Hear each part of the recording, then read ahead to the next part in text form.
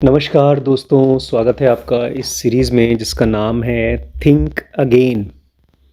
और अब हम लोग लास्ट चैप्टर में आ गए हैं in this set of charged conversation. जब भी दोनों के बीच में बातचीत होती है तो यूजुअली एक के पास अपने खुद के बड़े स्ट्रॉन्ग ओपिनियन होते हैं, दूसरा उसको सुनने को तैयार नहीं होता है। अगर आप किसी तरह से सुना करके समझाने की कोशिश करते हो तो सामने वाला और अपनी बात को भरोसा करता है, मानता है कि मैं ही सही हूँ, तुम बकवास कर रहे हो। और जितना ही आप दलील देते हैं उतना ही सामने वाला मानता है कि तुम गलत हो, मैं सही हूँ। दलील मतलब प्रोसिक्यूशन करते हो। हाँ, अपनी पॉइंट्स को वैलिड करते हो। जितना भी प्रीच करते हो, जितना प्रोसिक्यूट करते हो, जितना ही पॉलिटिसाइज करते हो, उतना ही सामने वाले को लगता है कि तुम गलत हो। आज सुबह सुबह श्रीश को बड़ी मम्मी ने डांटा क्योंकि तुम कपड़े प्रेस करके नहीं रखते, टीवी देखते हो और अपने आप से उठते नहीं हो। इस 2-3 बातों को उन्होंने बताया, समझाया नहीं, डांटा। श्रीश मुझसे मिलने आया बाय करने के लिए। मुँह उसका बेचारे का बहुत दुखी था। फिर मैं और बड़ी मम्मी जब जा रहे थे रास्ते पे तो उनका भी मुंह उदास था, दुखी थी वो। मैंने पूछा क्यों? बोलती मुझे अच्छा नहीं लगता बच्चों को डांटने में, लेकिन क्या करूं, समझाना पड़ता है, डांटना पड़ता है।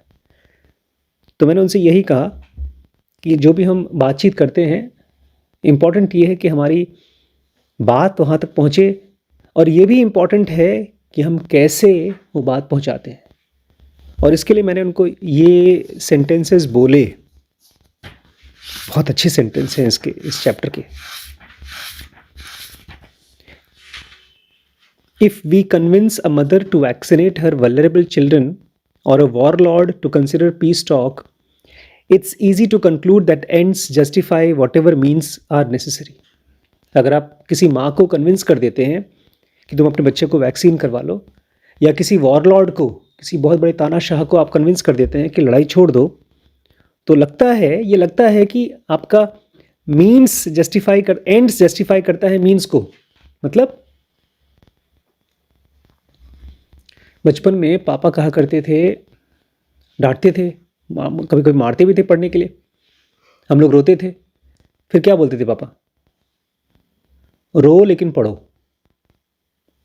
तो ये है meeting ends and justifying means from ends. Means क्या है? पढ़ाई कराने का, मार और डांट, ये मीन्स तरीका। और एंड क्या है? पढ़ाई। यहाँ पर मीन्स है, अगर किसी माँ को आप कन्विंस कर देते हो, अब कैसे कन्विंस करते हो उससे बहुत इंपॉर्टेंस नहीं है। इंपॉर्टेंस ये है कि कन्विंस कर दो कि वैक्सीन लगवा ले, चाहे डांट कर चाहे मार कर। तो ऐसा लगता है कि इतने बड़े बड़े काम करने के लिए आप जो भी तरीका इस्तेमाल करो सब सही है। लेकिन ऑथर कहते हैं it's worth remembering that means are a measure of our character. पूरी मोटी सी 900 श्लोक की भगवत गीता है, 900 श्लोक। और इसमें अर्जुन को भगवान ये नहीं कह देते लड़ाई करो नहीं तो मैं तुम्हारा दोस्त नहीं हूँ, लड़ाई करो नहीं तो बचा रहा हूँ, या धमकी दें नहीं लड़ाई करोगे तो तुम्हें मार डालूंगा। उन्होंने उनको किस तरह से समझाया, वो आज पूरी दुनिया में शायद सबसे खूबसूरत गीत है, इसलिए उसको गीता कहते हैं। तो कह रहे हैं the means are measure of our characters. हम किस तरह से किसी को कुछ समझाते हैं, वो मीन्स भी हमारे कैरेक्टर का एक मेजर है कि हम अच्छे इंसान हैं कि बुरे इंसान हैं। When we succeed in changing someone's mind, we shouldn't only ask whether we are proud of what we have achieved, we should also ask whether we are proud of how we have achieved it. तो बड़ी mummy बोलती हैं मैं खाली यही चाहती हूँ कि बच्चे ठीक से रहें, अपना काम ठीक से कर लें, अच्छे से पढ़ाई करें, जिम्मेदारी भी पाएँ। फिर हम लोगों ने थोड़ा सा उसके ऊपर बात की। फिर हमने कैविएट और कंटिजेंसी के बारे में बात की। मैंने बताया किस तरह से बच्चों ने इसको ऑलरेडी यूज़ करना शुरू कर दिया है। जैसे वैभव ने कल फिल्म के बारे में बात करते करते पहले कैविएट बताया कि देखिए बड़े पापा, ये फिल्म उनको नहीं अच्छी लगेगी, आपको नहीं अच्छी लगेगी, ये कैविएट था। कंटिजेंसी किसको अच्छी लगेगी वो भी बता सकते थे, ये सब बताया उन्होंने। तो मुझे बड़ी खुशी हुई और मैंने देखा बड़ी मम्मी के चेहरे में थोड़ा सा ट्विस्ट आया। उनका जो गुस्से वाला उदास चेहरा था वो थोड़ा सा मुस्कुराया, और जैसे ही थोड़ा सा मुस्कुराया बोलती हैं, अभी घर पहुंचेगा शीश को तो फ़ोन करके उसको मैं प्यार से बात करूंगी। इसका मतलब ये भी है कि हमारे ऊपर भी उस मीन्स का, कैसे हम किसी को कुछ समझाते हैं, उस मीन्स का बड़ा इम्पॉर्टेंट इम्पैक्ट पड़ता है। शीश ने अपने शर्ट प्रेस नहीं की थी तो बड़ी मम्मी बोलती हैं, एक काम करती हूँ, मैं एक प्रेस करने वाला जो टेबल होता है वो ख़रीद के इनके रूम में रखवा देती हूँ, जबकि हमारे पास एक आयरन टेबल है कि इससे बच्चों को फ़र्क पड़ेगा। तो जब हम मीन्स को बहुत सटल तरीके से यूज़ करते हैं, बहुत अच्छे वाले मीन्स को यूज़ करते हैं, तो आपको नए नए रास्ते भी दिखाई देते हैं। लेकिन आज के टॉपिक का नाम है, भाई मज़ेदार टॉपिक है, मिक्स्ड फीलिंग्स। और इसी में आपको पता चलेगा कैसे आपके अपने ब्रेन में IESM सेंटर, जो कि अलग अलग सेंटर्स हैं, इमोशन अलग है, इंटेलिजेंस अलग है, ऐसे ही सामने वाला भी इमोशन इंटेलिजेंस अलग है, लेकिन लड़ाई होती रहती है। उस लड़ाई को आप कैसे सुलझाएं। दो लोग जब बात करते हैं तो उसमें मिक्स्ड फीलिंग्स का बहुत बड़ा रोल है, बहुत बड़ा रोल है। मुझे लगता है कि उस चैप्टर का कंप्लीशन है, जिनोगा की जो चैप्टर है, कौन सी चैप्टर नंबर 4 सेंटर तो फर्स्ट चैप्टर में, चैप्टर 10 है, सबसे बड़ा चैप्टर है chapter 10, the centres and it's mechanism. और उसमें मुझे बहुत लोगों ने पूछा है कि सर IESM को कैसे हम मैनेज करें, कैसे हम अपने इमोशन को इंटेलिजेंस से दोस्ती कराएं, अपने ही इमोशन को अपने ही इंटेलिजेंस से दोस्ती कराएं। क्योंकि जब हम परेशान होते हैं या हम कुछ नहीं करना चाहते फिर भी करते हैं तो हमारा इमोशन कराता है। तो उसका आंसर इसमें है। इसमें तो लोगों के बीच में बातचीत है, बट उससे हमको भी अपने बारे में मालूम पड़ेगा। शुरू करते हैं। In polarized discussions a common piece of advice is to take the other side's perspective. जब भी पोलराइज्ड डिस्कशन होता है, पोलराइज्ड मतलब तुम अलग सोचते हो, मैं अलग सोचता हूँ, तुम हिंदू हो, मैं मुस्लिम हूँ, एक कॉमन बात ये कही जाती है कि भाई दूसरे आदमी की बात भी सुनो, वो क्या कहना चाहता है उसको भी तो सुनो। ये नॉर्मली समझाया जाता है। In theory, putting ourselves in another person's shoes enables us to walk in lockstep with them. Theory में, प्रैक्टिसेस में नहीं। थियरी में अगर हमसे कोई कहे कि आप सामने वाले के जूते में अपना पैर रखो, मतलब सामने वाले जैसे सोचो और लॉक स्टेप में चलो, मतलब जैसे वो चल रहा है वैसे तुम भी चलो, ये आसान है थियरी में। इन प्रैक्टिस दो इट्स नॉट दैट सिंपल। लेकिन प्रैक्टिस में ये बहुत मुश्किल है।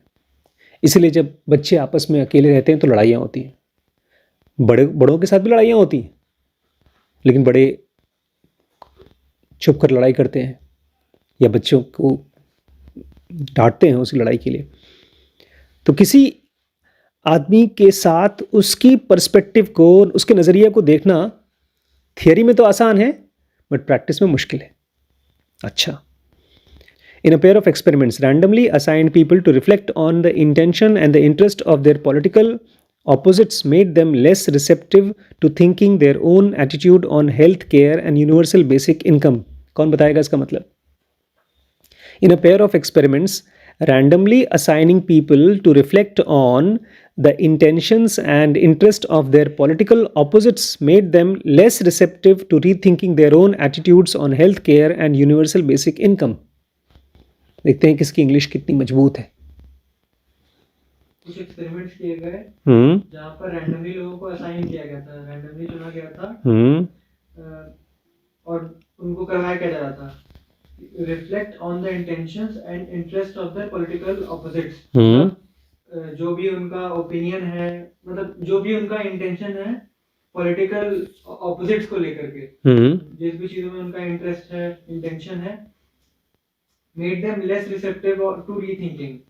मतलब जब वो लोग इस पे अपना इंटेंशन और इंटरेस्ट जता रहे थे, तो जब ये कर रहे थे, क्योंकि अगर मान लो मैं मोदी सपोर्टर नहीं हूँ तो मुझे बोला गया है कि उसके बारे में बोलो, तो फिर मैं कम रीथिंक कर रहा था, मतलब रिसेप्टिव नहीं था रीथिंकिंग के लिए। their own attitudes on healthcare and universal basic home. यही समझ में आ गया? समझ में आ गया? नहीं। देखो आज हमने एक वीडियो देखा, बड़े बड़े खुश हुए। एल्विस यादव नाम है उसका, एल्विश यादव, और उसका कंपटीशन में कौन है? ध्रुव राठी उसके कंपटीशन में आ गए। देखा आपने वीडियो? उसमें एल्विश यादव नाम का एक यूट्यूबर है जिसने खूब बुराइयां की हैं ध्रुव राठी की। तो ध्रुव राठी ने भी खूब धज्जियां उड़ा उड़ा करके उसको समझाया है कि तुम गलत हो। अब सुनिए, अगर मान लीजिए ध्रुव राठी से कहा जाए कि यार वो जिस तरह से काम कर रहा है कम से कम उसको भी तो सुनो, तो अगर सुन भी लेगा तो भी वो रीथिंक नहीं करेगा अपनी बातचीत पर। अगर मैं और आप दोनों बात कर रहे हैं शादी के मुद्दे को लेकर, और मैं आपसे कहूं यार आप मेरी बात भी तो सुनो, तो आप मेरी बात सुन लेंगे लेकिन आप अपनी बात को रीथिंक नहीं करेंगे। जैसे कि इसमें ये बोल रहा है कि अगर अभी मुझसे पूछा जाए कि तुम्हारा जो पॉलिटिकल इंटरेस्ट है उसमें मेडिकल या किसमें हेल्थ केयर में क्या क्या किया है, तो मैं बोलने लगूंगा कि यहाँ ये किया वहाँ वो किया, बट मैं भूल जाऊंगा या फिर मैं लेस इम्पोर्टेंस दूंगा जो मेरा खुद का नहीं उल्टा। एक बहुत पुरानी फिल्म थी, वो फिल्म का सीन मुझे याद है, धर्मेंद्र और एक हीरोइन थी, शायद आशा पारेख थी, दोनों खूब लड़ाई करते थे एक दूसरे से। हस्बैंड वाइफ नहीं थे, अभी उनका अफेयर नहीं हुआ था फिल्म में, बट लड़ाई बहुत करते थे। फिर अचानक से दोनों के पास एक दूसरे की डायरीज आ गई और दोनों ने रात भर बैठ के डायरी पढ़ी, और फिर अगले दिन दोनों एक दूसरे को बहुत प्यार से बात करने लगे, लड़ाई खत्म हो गई। ये थियरी में पॉसिबल है बट रियल लाइफ में पॉसिबल नहीं। कह रहे हैं जब पॉलिटिकल ऑपोजिट्स को उनको रैंडमली दिया गया कि देखो तो सही आपके जिस ग्रुप को आप नहीं पसंद करते वो क्या सोचता है, तो लोगों ने रीथिंक नहीं किया अपना वाला। जैसे दीदी में से कहती है जब तुम मेरी जगह पे होते तब तुम्हें समझना। हाँ, और जब मैं ऐसे रख के देखूंगा तो मैं रीथिंक करने को तैयार ही नहीं। रीथिंक करना थियरी में आसान है, प्रैक्टिस में बहुत मुश्किल है। जब भी कोई कहता है ना तुम थोड़ा सा मेरी जगह अपने आप को रखो देखो, तो वो चीज़ अगर मान लीजिए मैं पकड़ कर आपको अपनी जगह रख भी दूं, मैं एक दिन बैठा दूं। जैसे एक फिल्म और आई थी जहाँ पर छोटे बच्चे जो थे, संजीव कुमार उनकी वाइफ थी, और उनके बच्चे बहुत ही नखड़ैल थे, हर छोटी छोटी चीज़ में हमको ये नहीं खाना, हमको वो नहीं करना। तो उन्होंने कहा ठीक है बच्चों, तुम लोग आज से घर के मालिक, खाना पीना बनाओ, तुम शॉपिंग तुम करो, सब कुछ तुम करो। तो बच्चे सुधर गए, एक हफ्ते के अंदर सुधर गए। ये थियरी में पॉसिबल है बट प्रैक्टिस में इतना आसान नहीं है। और अगर जबरदस्ती कोई किसी की पर्सपेक्टिव को सुना भी दे तो भी हम अपनी बात को रीथिंक नहीं करेंगे, बदलेंगे नहीं, ये कह रहे हैं। Across 25 experiments, imagining other people's perspective failed to elicit more accurate insights. 25 अलग अलग एक्सपेरिमेंट हुए जहां पर यह देखा गया कि अगर आप सामने वाले के पर्सपेक्टिव को, जैसे शिरीष को उनकी मम्मी की पर्सपेक्टिव दिखा दिया जाए, उनकी मम्मी को शिरीष का पर्सपेक्टिव दिखा दिया जाए, तब भी दोनों के ओपिनियंस नहीं बदलेंगे। ये नई बात है। दुनिया भर में जितनी फिल्में दिखाई जाती हैं, जितनी भी बातें कही जाती हैं, ये लगता है कि यार मैं नहीं समझ पाया था उसको, लोग नहीं समझ पाते। इट्स नॉट सो सिंपल, क्योंकि जो दुश्मन है ना वो सामने वाला नहीं है, दुश्मन हमारा ही अपना इमोशन है। हमारे अंदर में हमारा इमोशन हमसे स्टूपिडिटी करा है। And occasionally made participants more confident in their own inaccurate judgments. और अगर आप सामने वाले की पर्सपेक्टिव को मुझे दिखा भी दोगे तो मैं अपनी खुद की जजमेंट्स को और ज़्यादा पक्का मानूंगा। Occasionally made more confident on their own inaccurate judgments. अगर मान लो इस समय तो हमारे घर में पापा मम्मी हैं, वो बच्चों को चाहते हैं कि वो खूब पढ़ाई करें, समय से उठें, समय से सोएं, और किसी तरह से इन दोनों की बातचीत को एक दूसरे को डाउनलोड करा दिया जाए, तब भी ये दोनों नहीं बदलेंगे और दोनों को ये लगेगा जो मैं सोच रहा हूँ वही सही है। ये मैं इसलिए बता रहा हूँ बिकॉज मैं पिछले 20-30 सालों में जितने भी किताबें पढ़ी हैं, जितना भी लोगों से बात किया है, मुझे भी ये लगता था कि किसी तरह से मेरी बात को अगर मेरे माँ बाप, मेरी वाइफ, मेरे बच्चे सुन ले और समझ जाएं तो क्या पता उनके अंदर बदलाव आ जाए। नहीं आता, उल्टा वो और ज़्यादा फिक्स्ड हो जाता है थॉट्स। यही तो आज बड़ी मम्मी सुबह सुबह बोल रही थी, मैं तो खाली यही चाहती हूँ बस बच्चे टाइम से उठें, टाइम से सोएं, अच्छे से पढ़ाई करें, टाइम वेस्ट ना करें। लेकिन उससे क्या हुआ शिरीष का? और चेहरा लटक गया और दुखी हो गया। और उनके मन में क्या हुआ, वो भी और गुस्से में चली गई, दुखी हो गई। मतलब उनके खुद के थॉट्स में और कॉन्फिडेंस आ गया कि मैं सही करती हूँ, बच्चे गलत करते हैं। If we don't understand someone we can't have a eureka moment by imagining his perspective. Author कह रहे हैं अगर हम किसी को समझते नहीं हैं तो हम यूरेका मोमेंट को नहीं एक्सपीरियंस कर पाएंगे बाय इमेजिनिंग अ पर्सपेक्टिव। यहाँ पर मैं बैठा हूँ, क्या मैं सोच सकता हूँ कि शिरीष, गरिमा, वैभव और अमन क्या सोच रहे हैं? इमेजिन करने से मुझे मालूम पड़ जाएगा। जब तक मैं आपको समझूंगा नहीं, इमेजिन करने से कोई फर्क नहीं पड़ेगा। खासतौर से यूरेका मोमेंट नहीं आएगा। यूरेका मोमेंट क्या होता है? ये तो सही बात थी। ये यूरेका मोमेंट मम्मी को आया, लेकिन तब जब मैंने उनको ये थोड़ी सी बात कही कि जो मीन्स है वो उतना ही इंपॉर्टेंट है जितना इंपॉर्टेंट क्या है? एंड।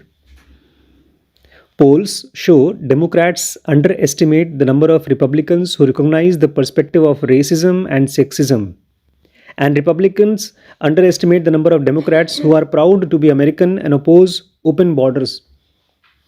अभी रिपब्लिकन और डेमोक्रेट्स की जगह पर हम रखेंगे बीजेपी और कांग्रेस।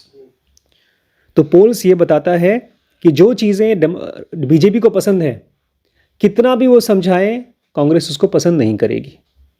वाइस वर्सा, जिन मुद्दों को कांग्रेस अग्री करता है, चाहे वो कितना भी सही हो और कितना भी समझाए, उसको बीजेपी नहीं मानेगी। ये चीज़ का स्टडी हुआ है। Greater the distance between us and adversary the more likely we are to oversimplify their actual motives and invent explanations that stray far from their reality. Problem क्यों आती है? क्यों हम सामने वाले को समझ नहीं पाते? इसका आंसर पिछले 2 वीडियोस में हमने कवर किया है। क्योंकि हमें सुनना नहीं आता ना, सुनना नहीं आता वो तो पुरानी बात हो गई। पिछले 2 चैप्टर्स में हमने क्या पढ़ा? किसी को समझाना है तो क्या करो? साइंटिस्ट कैसे बात करता है? इसमें एक वर्ड भी आया, वो मोटिवेशनल। पिछले 2 वीडियोस में कॉम्प्लेक्सिफाई करना होगा। कह रहे हैं द ग्रेटर द डिस्टेंस, जितने 2 लोग अलग दूर दूर होते हैं, the more likely we are to oversimplify their actual motives. जैसे मैं यहाँ पर बैठूं और बोलूं ये जो बच्चे हैं ना, ये कुछ नहीं करना चाहते, दिन भर मौज मस्ती करना चाहते हैं। ये सच है कि झूठ? आवारा गर्दी करना चाहते हैं, ये सच है कि झूठ? लेकिन सच नहीं है क्या इसमें? कैविएट है। हम खाली तब आवारागर्दी करना चाहते हैं जब हम बोर हो गए हैं, और जब एग्ज़ाम आता है तो हम रोते रोते आपके पास आते हैं कि प्लीज़ पढ़ा दो ताकि हम पास हो जाएं। कैविएट है। और हम खूब पढ़ते हैं, कंटिजेंसीज हैं। कब? जब हमारे मन की किताब होगी या बहुत एग्ज़ाम होगा तब। कह रहे हैं हम लोग ओवर सिंप्लीफाई करते हैं हमारे सामने वाले के मोटिव्स को। क्या करते हैं? Over simplify. और फिर क्या करते हैं? Invent explanations. अरे सुनिए बड़े पापा, हुआ ये, जैसे कोई आदमी बोले हुआ ये, एक्चुअली समझ लीजिए वो अपने दिमाग में कुछ खुराफात बहाने खोज रहा है। सुबह सुबह 8 बजे कोई बच्चा नहा करके टीवी कैसे देख सकता है? हुआ ये कि फ़ोन रखा था मेरे सामने, मैं शर्ट पहन रहा था, और शर्ट पहनते पहनते 1 बटन, 2 बटन, 3 बटन, 4, 5, 6 बटन लगाने पड़ते हैं। तो उसमें ज़रा सा शेल्डन से मैंने रिम्पी से कहा, रिम्पी श्रीश शेल्डन को इसलिए देखता है बिकॉज वो उससे कैरेक्टर को सीख रहा है। हम लोग किसी को खाली एंजॉय करने के लिए नहीं देखते हैं, हम उससे सीखने के लिए भी देखते हैं। मैं मंक को क्यों देख रहा हूँ? क्योंकि उसको देखने के बाद मैंने अपनी 2 ड्रॉर सेट की है। और अभी मैंने एक वीडियो देखा कि कैसे एक आदमी ने अपने सारे बैंक के सारे पासबुक, सारे एटीएम कार्ड को कैसे सिस्टमेटिकली रखा है। मैं रखूँगा, वो वीडियो देख करके किया मैंने। तो हम लोग क्या करते हैं? We invent explanations. जब हम सामने वाले की बात को सुनेंगे, ओवर सिंप्लीफाई करेंगे, तब हम अपने एक्सप्लेनेशंस इन्वेंट करते हैं that stray far from reality. और जो हमारे एक्सप्लेनेशंस होते हैं, आप ही मुझे समझाएं कि हाँ असल में हम वहाँ इसलिए गए थे ना, वो स्विमिंग पूल में पानी एकदम फ्रेश था। और एक्सप्लेनेशन क्या था लास्ट टाइम? कि दोस्त ये कहते हैं तुम स्पॉइल स्पोर्ट हो। ये explanation is far from reality, ये रियलिटी नहीं है। सच पूछिए तो आप क्यों गए? मन कर रहा लड़का पता नहीं, वजह नहीं पता। ये तो आपने एक वजह दिया कि मन कर रहा था, बट फैक्ट पूछिए, साइंटिस्ट की तरफ पूछिए तो इतना सिंपल चीज नहीं है, ये कॉम्प्लेक्स है। तो समझ पा रहे हैं क्या हो रहा है? आप सामने वाले को अपनी बात को जब समझाएंगे तो don't keep it simple. What works is not perspective taking but perspective seeking. अब सुनिए, मैंने आज बड़ी मम्मी को यही बताया, मैंने चैप्टर पढ़ लिया था, मुझे याद नहीं था चैप्टर, मैंने उनके साथ पढ़ा नहीं, बट मुझे ये समझ में आ गया था। What works is not perspective taking but perspective seeking. क्या मतलब इसका? एक आदमी को आप अपनी बात कब समझा सकते हैं? What works is not perspective taking but perspective seeking. Perspective ढूंढ रहा हूँ तब। जब हम ढूंढ रहे हो या पर्सपेक्टिव ढूंढना देखना चाहते हैं, मैं श्रीश की बात को तब तक नहीं समझ पाऊंगा जब तक श्रीश मुझे समझा रहा है, तब तक नहीं समझ पाऊंगा।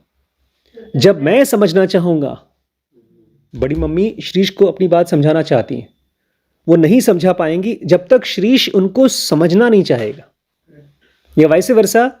बड़ी मम्मी श्रीश को जब तक समझना नहीं चाहेंगी तब तक अपनी बात नहीं समझा पाएंगी। Actually talking to people to gain insight into nuance of their views. ये पर्सपेक्टिव सीकिंग मतलब है लोगों से बात करना ताकि आपको इंसाइट मिल सके on the nuance of their views. अभी जैसे श्रीश का टीवी के लिए, पढ़ाई के लिए, ढेर सारी चीज़ों के लिए यूनिक व्यूज़ हैं।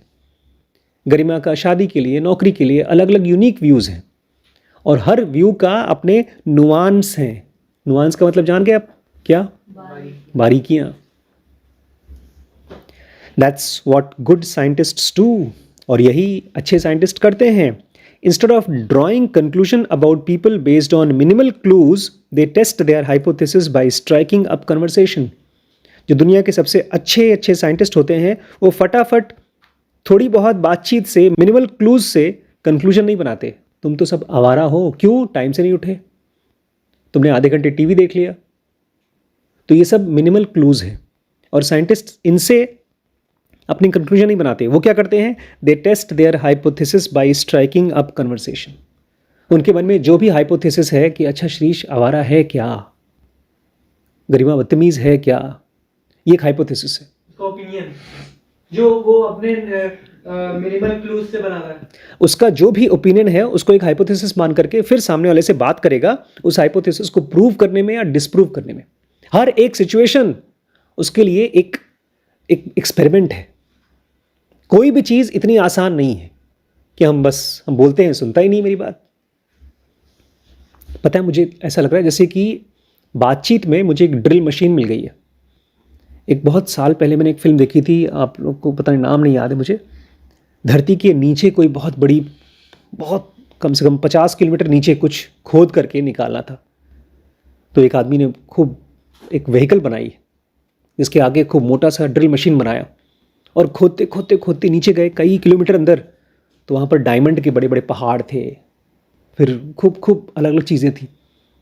ड्रिल मशीन मिल गई है मुझे। अगर आप अपनी बात किसी को समझाना चाहते हैं तो ड्रिल मशीन क्या है? Seek to understand. मैं जानना चाहता हूँ कि आखिर क्या चलता है श्रीश के मन में। मैंने एमपी से यही कहा, श्रीश बताए बहुत समझदार है। जैसे ही खाने की टेबल पे या कहीं पर भी मेरा मुंह ऐसे से ऐसे हो जाएगा तो श्रीश का तुरंत हाथ यहाँ जाएगा और 2-3 बार ऐसे करेगा, वो फिर बोलेगा क्या सोच रहे हो ठाकुर। ये क्या है? Perspective seeking. जरा सा इमोशन बदला that he wants to understand, तब भी रिम्पी का चेहरा मुस्कुराने लगा था। For a long time, author कह रहे हैं बहुत समय तक, I believed that the best way to make those conversations less polarizing was to leave emotions out of them. बहुत समय तक मुझे लगता था कि जो इस तरह की बातचीत होती है, एक दूसरे को गहरे से समझना है, उसमें इमोशंस को मत रखो। जैसे इमोशन आएगा लड़ाइयाँ होंगी, झगड़े होंगे। If only we could keep our feelings off the table, we would all be more open in rethinking. अगर हम अपनी इमोशंस को बाहर रख दें, फीलिंग्स को बाहर रख दें, तो तो ऑथर को लगता था कि हम सब के सब रीथिंकिंग कर पाएंगे। लगता था, ये सच्चाई नहीं थी। Then I read evidence that complicated my thinking. फिर ऑथर कहते हैं मैंने कुछ ऐसी चीज़ें पढ़ी जिससे मेरी थिंकिंग और ज़्यादा कॉम्प्लिकेट हो गई। It turns out that even if we disagree strongly with someone on social issues, when we discover that she cares deeply about the same, we trust her more. क्या कमाल की चीज़ है यार, क्या है मतलब बताओ। It turns out that even if we disagree strongly with someone on a social issue, when we discover that she cares deeply about the issue, we trust her more.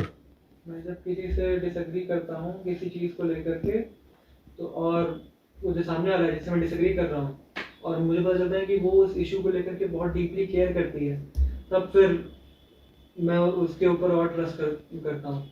इसका एग्जाम्पल ये है कि वैभव आजकल फिल्म मेकिंग की किताबें पढ़ते हैं, जिससे हम लोग बिल्कुल डिसएग्री करते हैं कि इनको फिल्म मेकिंग से बहुत बड़ा करियर नहीं बन जाएगा। ये डिसएग्रीमेंट है मेरा और वैभव का। लेकिन जब वैभव अपनी किताब को बहुत डीपली पढ़ते हैं, he cares deeply about them, तो मेरा उनके लिए और ट्रस्ट बढ़ता है।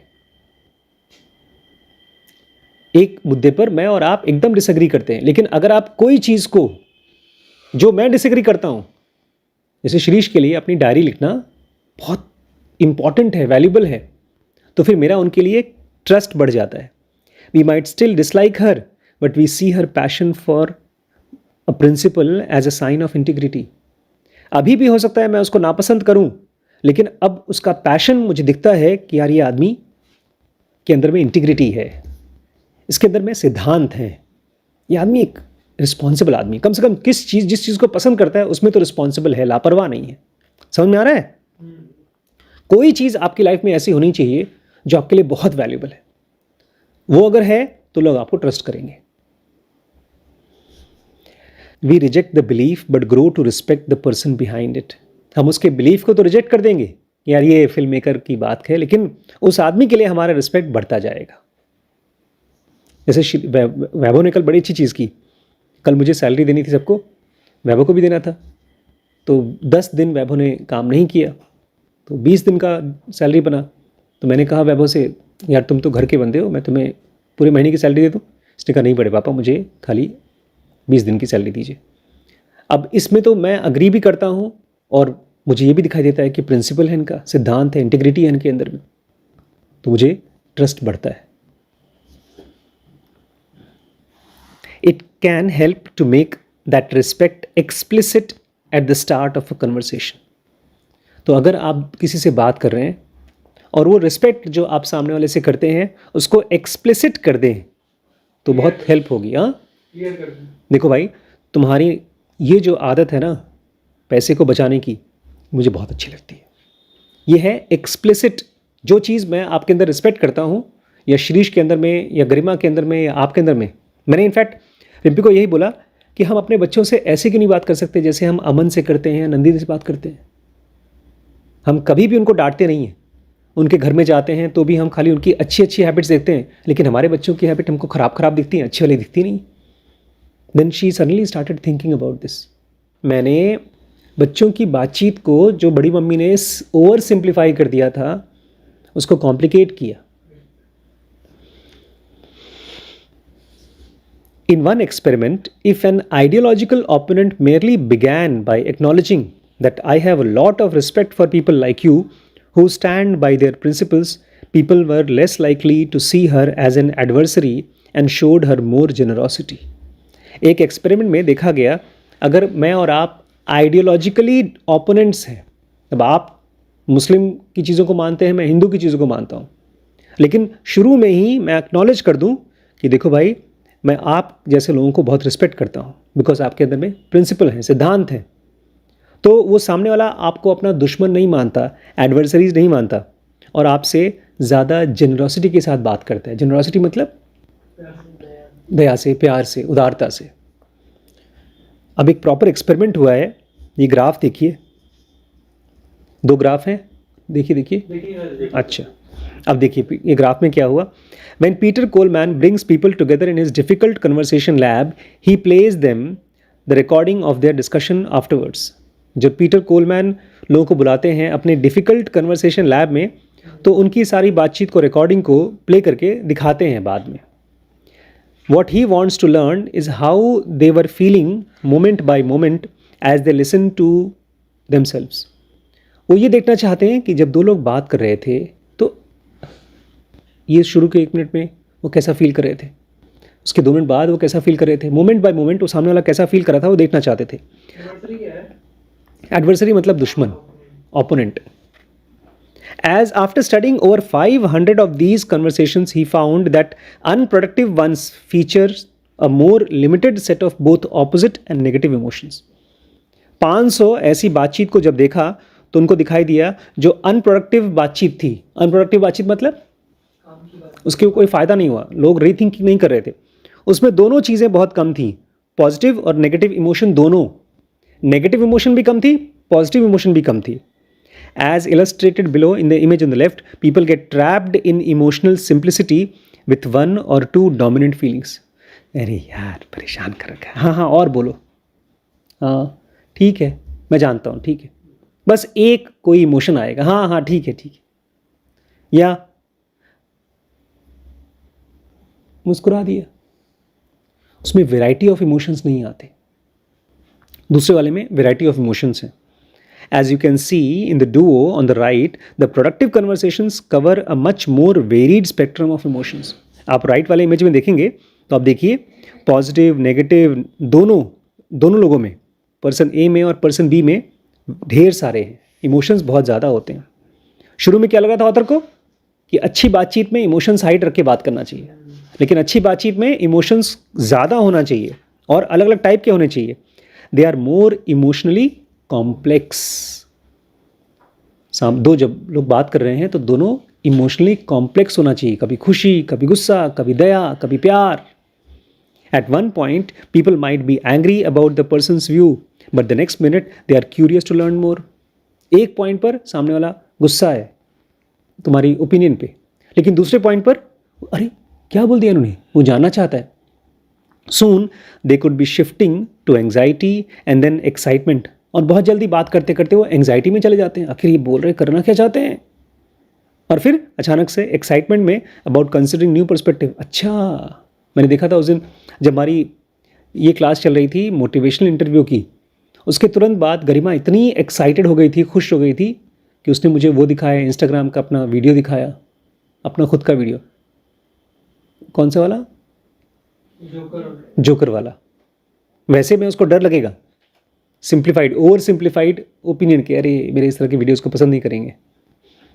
Sometimes they even stumble into the Joy of being wrong. और कभी कभी तो ऐसा भी होगा, दो लोग बात करेंगे और अचानक से जॉय ऑफ बीइंग रॉन्ग मिलेगा. ये जॉय ऑफ बीइंग रॉन्ग क्या है? Discovery, the process of discovery, जैसा मुझे किताबों से होता है. In a productive conversation, people treat their feelings as a rough draft. जहाँ पर खूब अच्छे से बातचीत होती है, वहाँ पर जब लोग बात करते हैं फीलिंग्स, उसको एक रफ ड्राफ्ट की तरह देखा जाता है. रफ ड्राफ्ट मतलब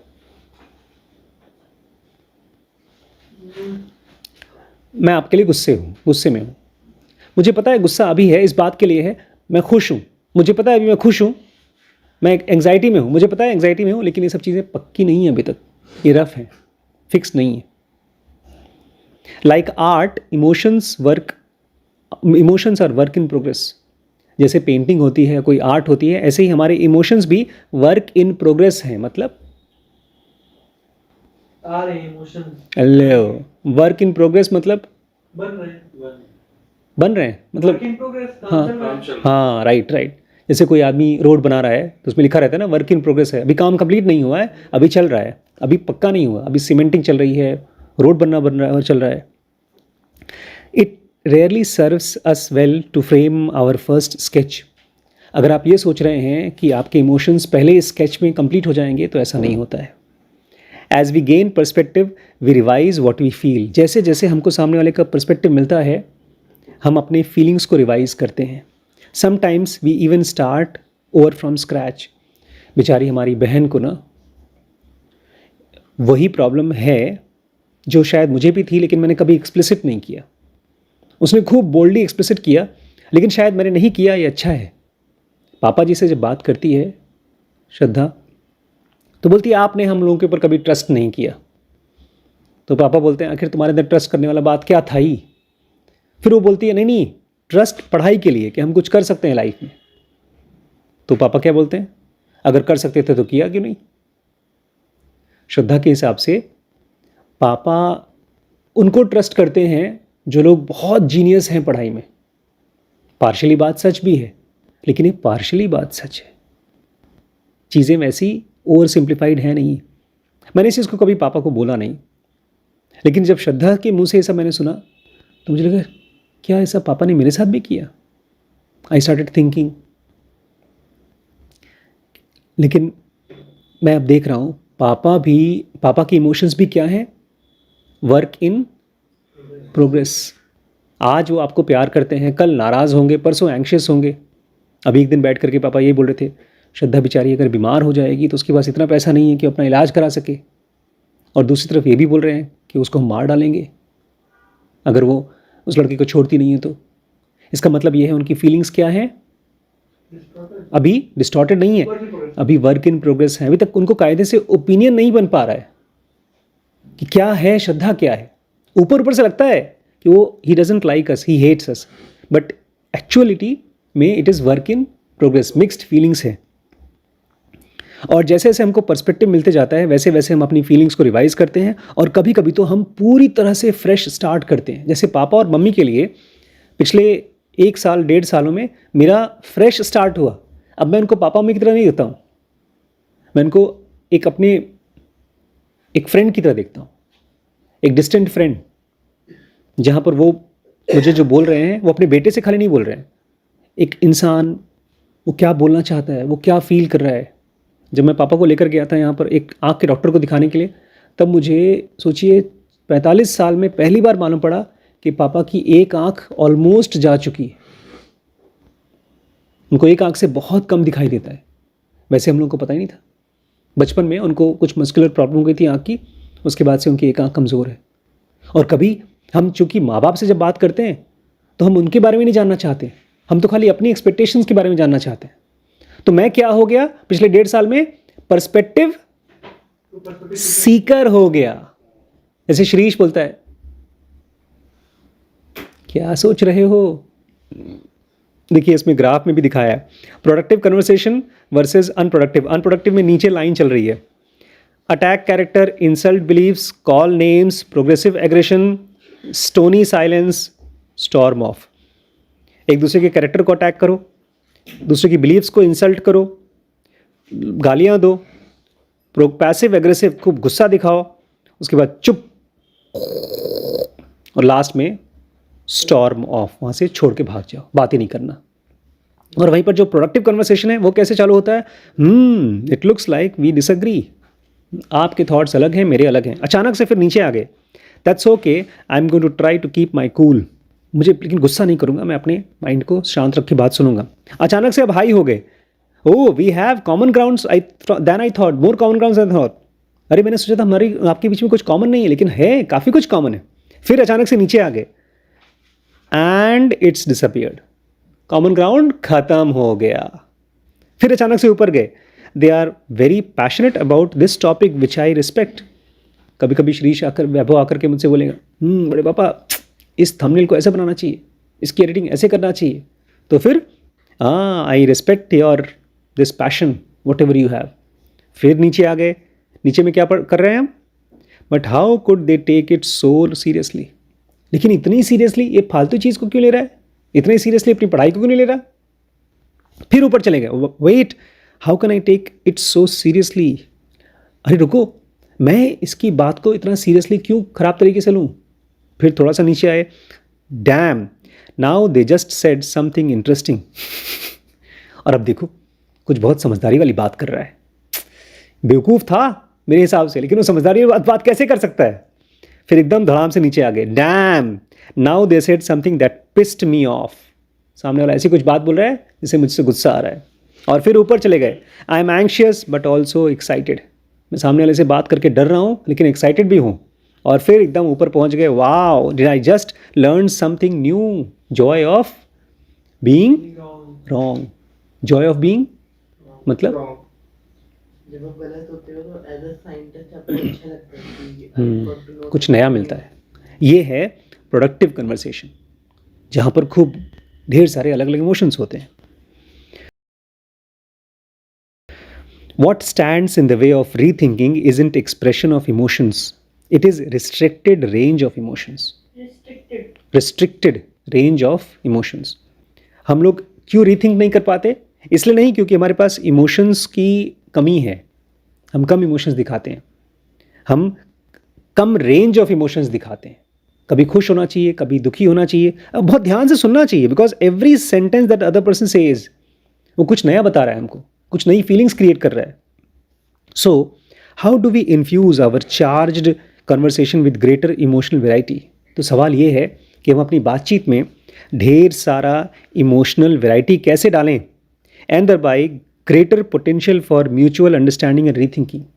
और जितना ज़्यादा इमोशंस के घी और काजू बादाम पड़ेंगे हलवे में, उतना ही ज़्यादा हमारा अंडरस्टैंडिंग होगा और रीथिंकिंग होगा। It helps to remember that we fall victim to binary bias with emotions, not only with issues. आपको याद दिला दें आपको, भूल जाएंगे आप कि हम बाइनरी बायस में फंस जाते हैं अपने इमोशंस में भी खाली मुद्दों में नहीं। हो सकता है किसी मुद्दे पर, जैसे श्रीश टीवी देखता है या वैभव पढ़ाई नहीं करता है या गरिमा सोती है, ये सब मुद्दे हैं। इसमें हम बाइनरी बायस में कैसे फंसते हैं, ये सही है या गलत है। लेकिन ऐसा हमारे साथ खाली इश्यूज़ के साथ नहीं होता, इमोशंस के साथ भी होती है। Just as spectrum of beliefs on charge topics is much more complex than the two extremes, our emotions are often more mixed than we realize. हम जानते नहीं हैं कि जब सामने वाले से बात करेंगे तो हमारे इमोशंस कैसे होंगे, हम नहीं जानते। वो ज़्यादा कॉम्प्लेक्स होते हैं जितना हम सोच रहे हैं उससे। खाली दो एक्सट्रीम्स नहीं होते, अच्छा या दुखी या खुश या दुखी नहीं होता, बहुत कॉम्प्लेक्स होता है। If you come across evidence that you might be wrong about the best path to gun safety, you can simultaneously feel upset by and intrigued with what you have learned. अगर आपने सामने वाले से बात करके ये समझ में आता है, यार गन के बारे में, गन पॉलिसी के बारे में जो मैं आज तक सोचता था वो सब गलत था, तो दो चीज़ें आपको फील होती हैं। कौन सी दो चीज़ें? Upset by and intrigued. एक तो आप अपसेट होते हैं कि यार जो मैं सोच रहा था गलत साबित हो गया, और इंट्रीग्यूड मतलब यार ये तो नई बात है, क्यूरियोसिटी आ जाती है। If you feel wronged by someone with a different set of beliefs, you can be simultaneously angry about your past interactions and hopeful about the future relationship. आप किसी से बात कर रहे हैं और उसने आपको गलत साबित कर दिया आपकी बिलीफ को, तो आपको गुस्सा भी आएगा और साथ ही साथ आप फ्यूचर के लिए एक अच्छा रिलेशनशिप भी बनेगा। नई बात है ना एकदम। If someone says your actions haven't lived up to your anti-racist rhetoric, you can experience both defensiveness, I am a good person, and remorse, I could have done a lot more. अगर कोई आदमी आपसे कहता है ना, यार जैसे मैं तुम्हें सोचता था तुम एंटी रेसिस्ट हो, वैसे हो नहीं। एंटी रेसिस्ट क्या होता है?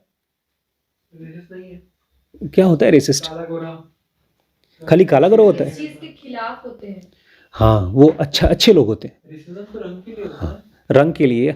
जहाँ कहीं पर भी हम बायस्ड हो इमोशनली, होता है उनके खिलाफ जो होते हैं उनको बोलते हैं एंटी-रेसिस्ट। हाँ, यही तो एंटी रेसिस्ट। देखिए खाली काले गोरे के बारे में नहीं होता, रेसिज्म हर एक रेस के बारे में होता है। एथनिसिटी से लेके हर चीज। अभी कृष्ण ने एक बात बोली है गीता में, वो कहते हैं 4 वर्ण में दुनिया को डिवाइड किया गया है। पता है कौन कौन से 4 वर्ण? कलयुग, युग, नहीं, लोगों को।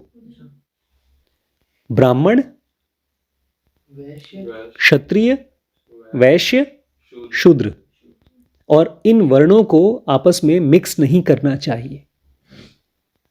तो अगर आप लिटरल ओवर सिंप्लीफाइड वर्जन लें तो ये है भाई, ब्राह्मण को क्षत्रिय में शादी नहीं करना चाहिए, क्षत्रिय को शूद्र में शादी नहीं करना चाहिए, लेकिन ये ओवर सिंप्लीफाइड है।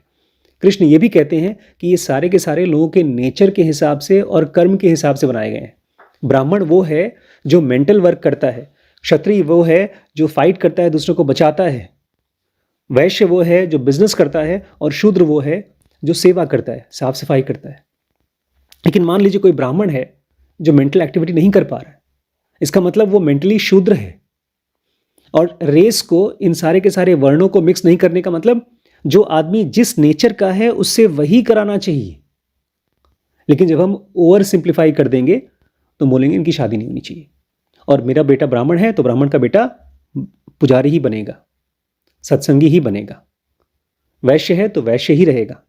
लेकिन सच्चाई यह है कि एक बिजनेसमैन का बेटा भी, एक क्षत्रिय भी, बुद्ध, राम, ये सब लोग क्या बन गए? ब्राह्मण बन गए, ब्रह्मज्ञानी बन गए। गीता का श्लोक दिया दुनिया को। और वहां पर एक हमारे पास बहुत अच्छी बुक है। कौन थे ब्राह्मण जो क्षत्रिय का काम किया था? बड़े क्रूर ब्राह्मण थे, धरती में 21 बार क्षत्रियों को खत्म कर दिया था। परशुराम, वो ब्राह्मण थे, उन्होंने क्षत्रिय का काम किया। और वहीं पर एक क्षत्रिय था, वो अपने आप को ब्रह्मज्ञानी बना रहा था। कौन? रावण भी था। रावण तो ब्राह्मण था। अच्छा, वो ब्राह्मण था? रावण ब्राह्मण था। अरे विश्वामित्र, उसको ब्रह्मज्ञानी बनना था क्योंकि उसको गाय चाहिए थी। अच्छा, वो नील नहीं, कामधेनु गाय चाहिए थी। तो ये सब वर्ण जो होते हैं वो हमारे स्वभाव और हमारे कर्म में से निकलते हैं। जो एंटी रेसिज्म जो है, अगर आप किसी को कहते हैं यार मैं सोचता था कि तुम एंटी रेसिस्ट हो, लेकिन ऐसा लग रहा है कि तुम नहीं हो, तो आपको एक साथ दो चीज़ें लगेगी। नहीं यार, मैं अच्छा आदमी हूँ, मैं एंटी रेसिस्ट हूँ, लेकिन साथ ही साथ आपको लगता है यार मैंने कुछ गड़बड़ कर दिया, मुझे और अच्छे से करना चाहिए था, तभी तो उसको लग रहा है कि मैं एंटी रेसिस्ट नहीं हूँ। बहुत अच्छा एग्जाम्पल दिया है अभी आगे चल के। In the spring of 2020, a black man named Christian Cooper was bird watching in Central Park when a white woman walked by her dog with a dog. 2020 की बात है। एक काला आदमी, उसका नाम था क्रिश्चियन कूपर, वो बर्ड वॉचिंग कर रहा था सेंट्रल पार्क में। सेंट्रल पार्क जानते हैं कहाँ है? न्यूयॉर्क में बहुत बड़ा पार्क है, एकड़ों में है। तो और वहीं पर एक सफ़ेद औरत अपने कुत्ते के साथ जा रही थी। He respectfully asked her to put the dog on leash. उसने बहुत प्यार से, रिस्पेक्टफुली उस औरत से कहा कि मैडम अपने कुत्ते को ना गले में लीश लगा लीजिए, पट्टा बांध लीजिए, क्योंकि हो सकता है किसी के ऊपर अटैक कर दे। As the nearby sign required, क्योंकि यहाँ पर साइन भी, वहाँ पर एक साइन बोर्ड लगा था जिस पे लिखा था कि अपने कुत्ते को लीश पे रखिए, पट्टा रखिए। When she refused, he stayed calm and started filming her on his phone. उस औरत ने कहा भाड़ में जाओ, मैं नहीं करूँगी। तो आदमी ने ठीक है, वो आराम से शांति से अपना कैमरा निकाला और उस कुत्ते को शूट करना शुरू कर दिया उस औरत के साथ। She responded by informing him that she was going to call the police and tell them that there is an African American man threatening my life. उसने कहा अच्छा तुम मेरी वीडियो बनाओगे, मैं अभी पुलिस को बताऊंगी कि तुम मेरी जान लेने की कोशिश कर रहे थे। थ्रेटनिंग माई लाइफ, धमकी दूंगी कि तुम मुझे मारने की कोशिश कर रहे थे। She went on to do exactly that with 911 operator. और तुरंत उसने फ़ोन किया 911 और बोला एक आदमी है, काला आदमी है, मैं गोरी हूँ, मुझे मारना चाहता है। When the video of the encounter went viral, the continuum of emotional reaction on the social media rightfully spanned from moral outrage to sheer rage. और जब ये वीडियो वायरल हुआ, वो कुत्ते वाला वीडियो कि लीश नहीं लगाया था, तो पब्लिक ने इतने ढेर सारे अलग अलग टाइप के इमोशंस दिखाए जो वैरायटी के, बहुत बहुत वैरायटी के थे। उसमें मॉरल आउटरेज आया कि यार ये जब ये औरत गलत कर रही है तो गलत कर रही है, उसको कुत्ते को लीश पे लगाना चाहिए, और उससे भी बड़ी गलत कि इस आदमी को झूठा इल्ज़ाम लगा रही है। बहुत गुस्सा, मॉरल आउटरेज वगैरह वगैरह। The incident called to mind a painful history of false criminal accusation made against black men by white women, which often ended with devastating consequences. इस तरह की चीज़ें अगर 50 साल पहले होती तो वो जो पुलिस वाला आता वो क्या करता? मार डालता। यही डामर में भी दिखाया है। हाँ, कंटेक्स्ट के लिए बता दो। डामर में एक ब्लैक लेडी ने पुलिस को कॉल किया था कि ये अपने रूम में एक बच्चे को ले गया जो टीनेजर है। वो लोग देखते हैं, वो कहता है अरे ये मेरा बेस्ट फ्रेंड है, हम लोग साथ में रहते हैं। Right. It was appalling that the woman didn't leash her dog and her prejudice. ये देख करके एकदम शॉक लगता है कि एक तो अपने कुत्ते को लीश में नहीं लगाया और ऊपर से ऐसा इल्ज़ाम। तब वो औरत क्या कहती है, सुनो, I am not racist, I do not mean to harm that man in any way. मैं रेसिस्ट नहीं हूँ, मैं इस आदमी को नुकसान नहीं पहुँचाना चाहती थी। The women declared in her public apology, I think I was just scared. Publicly उसने माफ़ी मांगी और उसमें बोलती है, नहीं मैं डर गई थी। हर simple explanation overlooks the complex emotions that fuelled her actions. उसका जो सिंपल एक्सप्लेनेशन था, क्या सिंपल एक्सप्लेनेशन था, क्यों उसने किया ये सब? डर गई थी। पता नहीं ना मैं क्यों गई थी, मन कर रहा था। ये ओवर सिंप्लीफाइड। रियलिटी ये है कि उसमें ढेर सारे अलग अलग कॉम्प्लेक्स इमोशंस आए थे। She could have stopped to ask why she had been afraid. वो रुक सकती थी और पूछ सकती थी कि मैं डर क्यों रही उस आदमी से। What views about black men had led her to feel threatened in a polite conversation? एक आदमी जब इतने पोलाइटली बात कर रहा है तो उसकी कौन सी बातें हैं या मेरी कौन सी ओपिनियन है जो इससे डर रहा है? She could have paused to consider why she felt entitled to lie to the police. उसको ये भी रुक करके सोचना चाहिए कि आखिर उसको क्यों लगता है कि वो झूठ बोल सकती है। झूठ बोलना उसके लिए एंटाइटल्ड है, जायज़ है। What power dynamics had made her feel that it was acceptable? कौन सी चीज़ में वो अपने आप को पावरफुल फील कर रही थी कि मैं इसको झूठा फंसा दूंगी। Her simple denial overlooks the complex reality that racism is a function of our action and not merely our intentions. इस औरत ने तो बड़े सिंपली बोल दिया कि मैं रेसिस्ट नहीं हूँ और मैं इसको कुछ करना नहीं चाहती थी, मारना नहीं चाहती थी। लेकिन इस सिंपल डिनायल ने ये बात को ओवरलुक कर दिया कि हम रेसिस्ट अपने इंटेंशन से नहीं होते, मैं करना नहीं चाहती थी, हम अपने एक्शन से रेसिस्ट होते हैं। जब हम किसी के ऊपर हंसते हैं, कोई ऐसा अननोन आदमी, तो हम रेसिस्ट हैं, क्योंकि हम हो सकता है उसके सामने ना हंसें, पीछे हंसे। A historian Ibrahim X Kendi writes, racist and anti racists are not fixed identities. एक बहुत अच्छा लिखा यार, इब्राहिम एक्स कैंडी नाम के एक हिस्टोरियन है, कहते हैं रेसिस्ट होना या एंटी रेसिस्ट होना ये कोई फिक्स्ड चीज़ नहीं है कि आप आज रेसिस्ट हैं और ज़िंदगी भर के लिए रेसिस्ट होंगे, ऐसा नहीं है। We can be racist 1 minute and anti racist next. हम अभी अच्छे आदमी हैं, बाद में ख़राब आदमी बन जाएंगे, या अभी रेसिस्ट हैं, बाद में एंटी रेसिस्ट हो जाएंगे, ऐसा हो सकता है। Humans like polarizing issues rarely come in binaries. आदमी बाइनरीज में नहीं आता, अच्छा आदमी या ख़राब आदमी, ऐसा नहीं होता। जब क्रिश्चियन कूपर को पूछा गया, जो आदमी ने जिसको फंसाया, इस औरत ने फंसाने की कोशिश की, तो वो क्या बोलता है?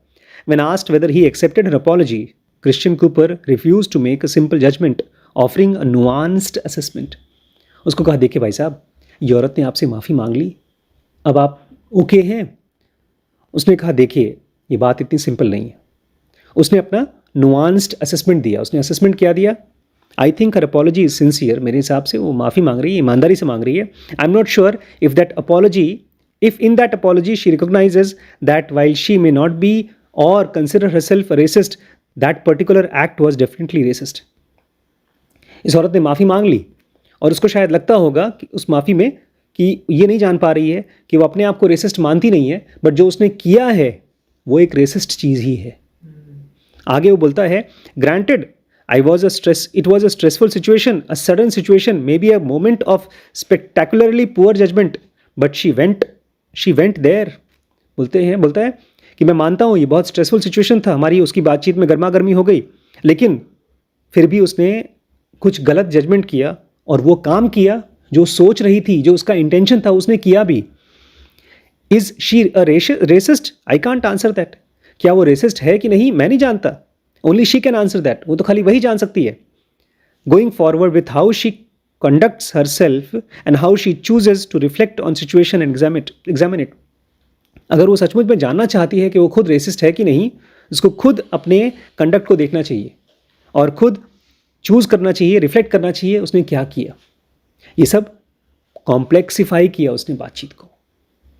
अब लास्ट पार्ट है, by expressing his mixed emotions and uncertainty about how to judge a woman, Christian signaled his willingness to rethink the situation and encouraged others to rethink their own reactions. इस पूरी चीज़ को Christian ने खुद rethink किया, और जब जितना मुश्किल तरीके से उसने समझाया तो पब्लिक को भी उसने रीथिंक करने के लिए मजबूर कर दिया. You might even be experiencing some complex emotions as you read this. और शायद जब आप इसको पढ़ रहे होंगे तो आपके भी मन में कुछ कॉम्प्लेक्स इमोशंस चल रहे होंगे. It shouldn't be up to victim to inject complexity into difficult conversation. जब दो लोग बात करते हैं तो हमेशा किससे उम्मीद की जाती है? विक्टिम से. जो मारता है उससे नहीं, जो मार खा रहा है उससे उम्मीद की जाती है कि तुम चीज़ों को कॉम्प्लेक्सीफाई करो और अच्छे से समझाओ. ऐसा नहीं होना चाहिए. Rethinking starts with offender. Rethinking तो शुरू होनी चाहिए जो आदमी नुकसान पहुंचा रहा है, ऑफेंड कर रहा है, ऑफेंडर से. If the woman had taken responsibility of re-evaluating her beliefs and behavior, she might have become an example to others who recognized a bit of themselves in her reaction. अगर इस औरत ने अपने activity को, अपने belief को, अपने behaviour को रीथिंक किया होता तो उसने शायद कुछ ऐसा अच्छा काम किया होता कि उसकी जैसी और औरतों के लिए वो एग्जाम्पल बन जाती जो शायद उसकी तरह रेसिस्ट थे. Although she couldn't change what she had already done, but by recognizing the complex power dynamics that breed and perpetuate systemic racism, she might have spurred deeper discussion of the range of possible steps towards justice. वो जो कर चुकी थी उसको बदल तो नहीं सकती, लेकिन जब वो इस पूरी चीज़ को कॉम्प्लेक्स तरीके से देखती और समझती तो उसने एक डीपर डिस्कशन चालू कर दिया होता पूरी जस्टिस सिस्टम में, जस्टिस में, मतलब लोगों के साथ में सही होने के लिए. Charged conversations cry out for nuance. ये सेंटेंस ट्वीट कर लीजिएगा. चार्ज कन्वर्सेशन जो होते हैं जहाँ पर इंपॉर्टेंट बातचीत होती है, it cries out for nuance. Cries out मतलब उसको बारीकी चाहिए, डिटेल चाहिए. When we are preaching, prosecuting और politicking, the complexity of reality can seem like an inconvenient truth. जब हम अपनी बात को खाली प्रीच कर रहे हैं, प्रोसिक्यूट कर रहे हैं या हम पॉलिटिकिंग कर रहे हैं तो कॉम्प्लेक्सिटी लग सकती है जैसे कि यार ज़बरदस्ती की फालतू की बातें क्यों कर रहे हो, ज़्यादा ज्ञान ना पेलो. In scientist mode it can be an invigorating truth. लेकिन अगर आप साइंटिस्ट की तरह सोचें तो ये बहुत ही ज़ोरदार सच्चाई है. It means there are new opportunities for understanding and progress. इसका मतलब ये है कि अब समझने के लिए और आगे बढ़ने के लिए हमारे पास नए नए मौके हैं. मैंने क्या कहा था इस चैप्टर में, सामने वाले के ज़रिए आप किसको समझेंगे? अपने खुद के IESM को. क्योंकि जितनी बार हम एक्सप्रेस करते हैं उतनी बार हम खुद के इमोशंस को समझते हैं. मैं तो कभी कभी सरप्राइज हो जाता हूँ अपने अंदर के क्रोधी को बैठा हुआ देख करके. मुझे मज़ा भी आता है कि अच्छा मेरे अंदर इतना गुस्सा था. एक दिन हुआ था गरिमा के साथ हम लोगों का. उस दिन मुझे दिखाई दिया कि मैं कितना क्रोधी हूँ, और फिर मैंने जाकर के उस दिन ZP में बात भी की कि मैं इतना क्रोध कैसे कर सकता हूँ. लेकिन था, सच्चाई थी. जितना आप अपने कॉम्प्लेक्स इमोशंस को ऑब्जर्व करते हैं उतना ही आपके कॉम्प्लेक्स इमोशंस इंटेलिजेंट होते जाते हैं. इमोशंस को कम नहीं करना है, इमोशंस की ताकत को इंटेलिजेंट बनाना है. और वो कैसे होगा? Charge conversation cry out for nuances. ऐसे ही आपका माइंड सीक्स आउट नुआंसेस. आपके माइंड को बारीकियां चाहिए. इसलिए मुझे लगता है जितना ज़्यादा समझ सकें, जितना ज़्यादा सोच सकें, जितना ज़्यादा लिख सकें, जितना ज़्यादा पढ़ सकें, उतना ही हम समझा पाएंगे अपनी बातों को. अभी मैं एक बुक पढ़ रहा हूँ ऊपर, इन्फिनिटी, क्या नाम है इसका? The beginning of infinity. उन्होंने स्टार्ट किया है कैसे धरती में एल्केमी होती है, फिर कैसे सूरज में न्यूक्लियर रिएक्शंस होते हैं, फिर कैसे गैलेक्सी में नए नए स्टार्स बनते हैं, और फिर कैसे ब्लैक होल में ये सारे के सारे स्टार्स सक हो जाते हैं. इतनी वैरायटी ऑफ बातचीत उसने दी है, और इतने अच्छे अलग अलग सेंटेंसेस में कि मैं खुद कभी खुश हो रहा हूँ, कभी दुखी हो रहा हूँ कि यार मुझे समझ में नहीं आया, मुझे फिर से समझना है. One should be surprised in every conversation. अगर आप सरप्राइज नहीं हो रहे हैं तो आपका माइंड क्या कर रहा है? ओवर सिंप्लीफाई कर रहा है. अगर आप दुखी हो रहे हैं तो आपका माइंड क्या कर रहा है? Over simplify. अगर आप दुखी हैं इसका मतलब आपने एक सिचुएशन ली, उस ओपिनियन बनाया, बात खत्म हो गई. अगर आप एक्साइटेड हो गए, खुश हो गए, जैसे इसलिए मुझे लगता था जब गरिमा बोलती अरे पापा मेरी शादी होनी चाहिए तो बस ऐसी शादी होनी चाहिए, she may be joking but the fact is that intentions are intentions and they are also actions. She may not be a racist by intention, but surely those actions were racist. कितना अच्छा बोला है. ठीक है, thank you.